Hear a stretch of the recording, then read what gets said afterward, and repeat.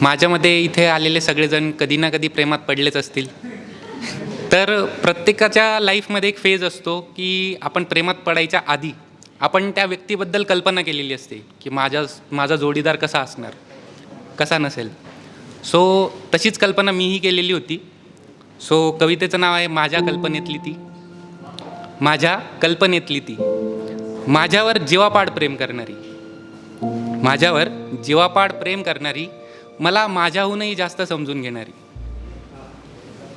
माझ्या कल्पनेतली ती, कल्पना असूनही कल्पनेच्या पलीकडे असणारी, कल्पना असूनही कल्पनेच्या पलीकडे असणारी, जी स्वतः अस्तित्वात नसतानाही मला माझ्या अस्तित्वाची जाणीव करून देणारी. अशी एक माझ्या कल्पनेतली ती. मी जास्त काही लिहत नाही, सो फक्त माझ्या आयुष्यातला एक दिवस तुम्हाला सांगतो. माझ्या कल्पनेतली ती मला भेटली. काही दिवस सगळं सुरळीत चाललं होतं. थोड्या दिवसानंतर सगळं बंद झालं. काही वर्षानंतर एके दिवशी मी भेटण्याचा प्रयत्न केला. तिला मेसेज टाकला, आपण एकाच ठिकाणी भेटूया टाईम. आणि त्या वेळेवर मी तिथे जाऊन बसलो.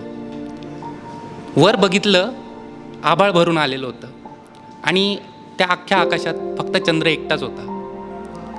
त्याच्याकडे बघून एकच ओळ सुचली, आज चंद्र एकटाच दिसला, आज चंद्र एकटाच दिसला. आम्ही दोघंही वाट बघत होतो आमच्या आयुष्यातल्या चांदणीने येण्याची.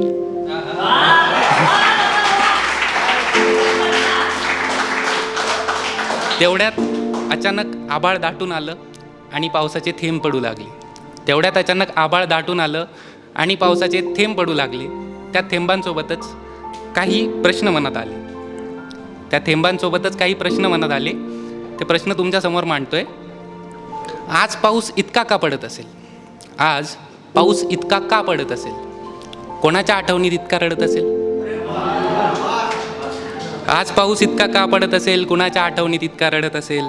त्याच्या सहनशीलतेचा बांध तर फुटला नसेल? त्याच्याही मनातला आक्रोश बाहेर आला असेल? आभाळाचं घरटं सोडून मातीकडे का आला असेल? आभाळाचं घरटं सोडून मातीकडे का आला असेल? कदाचित मातीजवळ त्याचं दुःख व्यक्त करत असेल, की इतरांच्या दुःखात सामील व्हायला आला असेल? मातीजवळ त्याचं दुःख व्यक्त करत असेल की इतरांच्या दुःखात सामील व्हायला आला असेल? मातीच्या गंधाने विरहाचं दुःख तर हलकं करत नसेल? गार वाऱ्याने दुःखी मनांवर फुंकर तर घालत नसेल? गार वाऱ्याने दुःखी मनांवर फुंकर तर घालत नसेल? खरंच पावसानेही कुणावर प्रेम केलं असेल?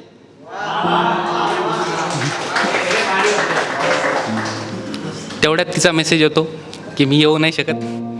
काही कारण न देता ती आयुष्यातून पुन्हा एकदा निघून गेली. आयुष्यातून ती काहीही कारण न देता पुन्हा एकदा निघून गेली. त्यावर लिहिलं होतं, एक प्रेमाची साध आणि त्याला अपेक्षित प्रतिसाद. एक प्रेमाची साध, त्याला अपेक्षित प्रतिसाद. त्या प्रतिसादातली ती जेव्हा निघून जाते, त्या प्रतिसादातली ती जेव्हा काहीही न बोलता निघून जाते, तेव्हा उरतो तो फक्त प्रसाद.